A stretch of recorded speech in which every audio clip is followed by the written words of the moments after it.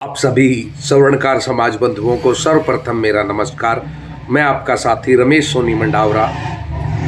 साथियों, कल व्हाट्सएप ग्रुपों में एक वीडियो देखने को मिली जो हमारे स्वर्णकार समाज के एक युवा साथी द्वारा डाली गई है, जिन्होंने संगठन के पदों को लेकर एक सवाल उठाया और उनका सवाल उठाना जायज भी है। उन्होंने अपने खुले शब्दों में कहा कि संगठन के पदों को लेकर होता है गलत। उन्होंने अपने शब्दों में कहा कि संगठन प्रत्येक शहर में जाकर, प्रत्येक जिलों में जाकर, प्रत्येक तहसील में जाकर पदाधिकारी की नियुक्ति करें, वहाँ के समाज से मिलकर, वहाँ के समाज को साथ लेकर। उन्होंने तो कहा कि किसी ऐसे व्यक्ति को पद ना दें जो डला बन जाए।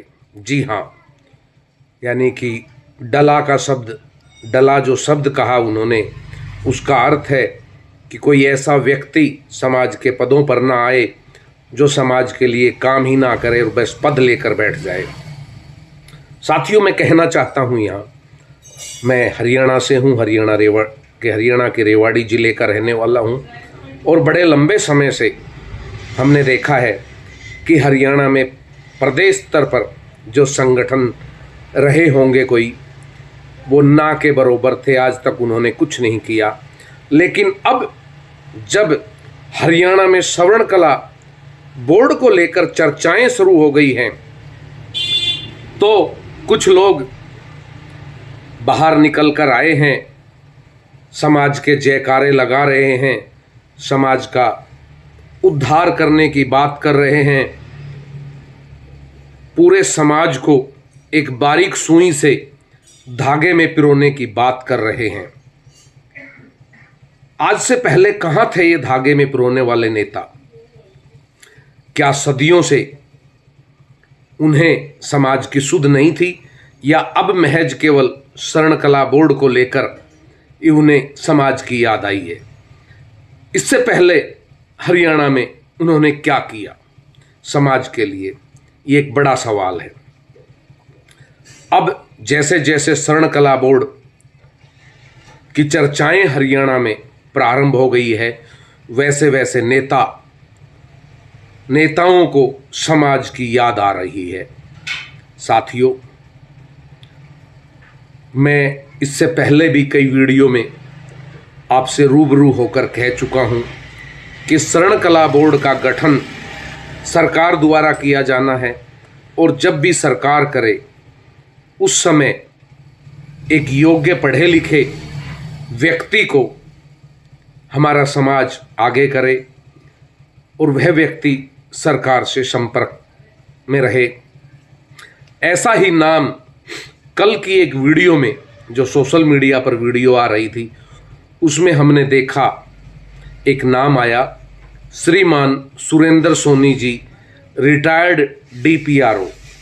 जी हाँ, रिटायर्ड DPRO एक पढ़े लिखे अधिकारी हैं, एक पढ़े लिखे व्यक्ति हैं, सुलझे हुए व्यक्ति हैं, सामाजिक व्यक्ति हैं।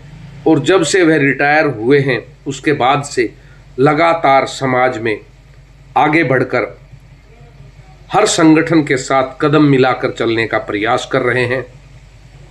तो वाकई ही समाज को ऐसे व्यक्ति का साथ देना चाहिए जो पढ़ा लिखा हो, जिसे ऑफिशियल जानकारी हो कि किस तरह समाज की जो मांगे हैं उनको सरकार तक भेजा जाता है। क्योंकि ऑफिशियल कार्रवाई कभी भी मौखिक नहीं होती, वह लिखित होती है। कल हमारे एक युवा साथी अपनी वीडियो के माध्यम से बता रहे थे कि श्रीमान सुरेंद्र सोनी जी, जो पूर्व DPRO ऑफिस से रिटायर हैं, वो लगातार हरियाणा सरकार के मंत्री और मुख्यमंत्री तक अपने नाम से एक लेटर देकर स्वर्ण कला बोर्ड के गठन की मांग कर रहे हैं। तो वाकई ही सुरेंद्र जी जैसे व्यक्ति को आगे बढ़कर शरण कला बोर्ड के लिए काम करना चाहिए। हम पूरी तरह से तन मन धन से सुरेंद्र जी को सपोर्ट करेंगे, उनका साथ देंगे और हरियाणा में भी उनके लिए जाकर समाज के बंधुओं से संपर्क कर उनका साथ देने का आग्रह करेंगे। उसके साथ ही हरियाणा सरकार में जो मंत्री हैं हमारे समाज बंधुओं के संपर्क के, उनसे भी मिल हम उनके लिए आग्रह करेंगे, या अन्य जो बड़े पदों पर हमारे समाज के व्यक्ति है भारतीय जनता पार्टी में, हम उनसे भी अनुरोध करेंगे कि सुरेंद्र वर्मा जैसे पढ़े लिखे एक अधिकारी को आगे आना चाहिए और उनके लिए उनका सहयोग होना चाहिए। तो साथियों, हम कई दिनों से शरण कला बोर्ड के लिए एक योग्य व्यक्ति को खोज रहे थे और अचानक एक सोशल मीडिया पर वीडियो आती है और जिसमें परम आदरणीय सुरेंद्र जी वर्मा का नाम आता है। तो हम खुला समर्थन करते हैं सुरेंद्र वर्मा जी का कि अगर वो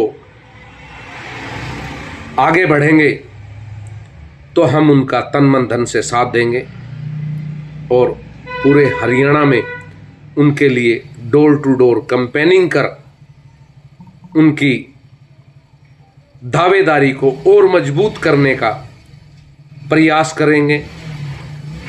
तो मैं आग्रह करता हूं सुरेंद्र जी से कि वो नेतृत्व के लिए आगे आए, समाज से संपर्क करें।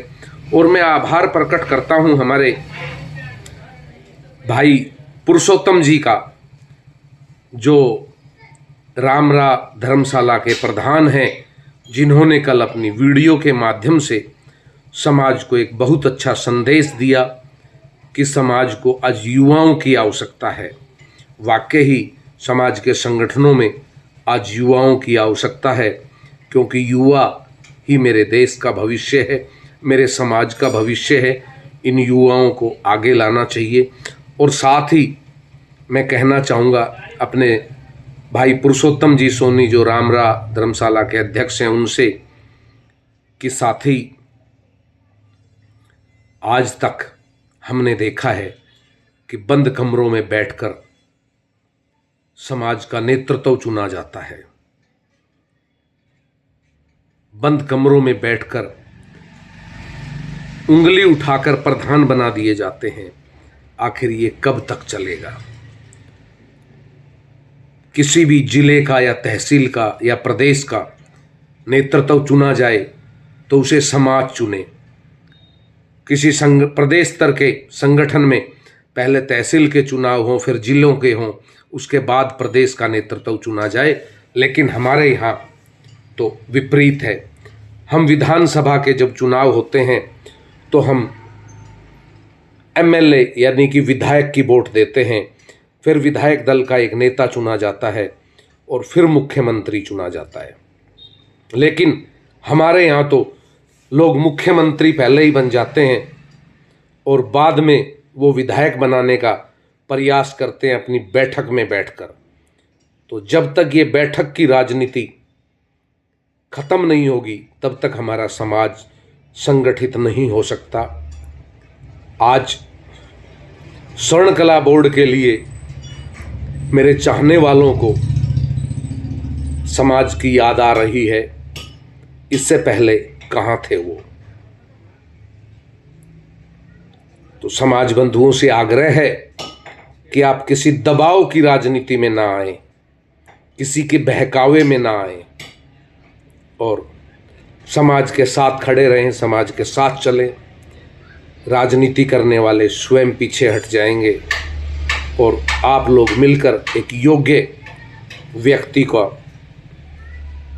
चुनाव करें जो स्वर्ण कला बोर्ड के लिए उपयुक्त हो। उसे लेकर संपूर्ण समाज साथ चले, तभी इस समाज का भला होगा। तभी यह समाज आगे आ सकेगा। जय अजमेर जी साथियों।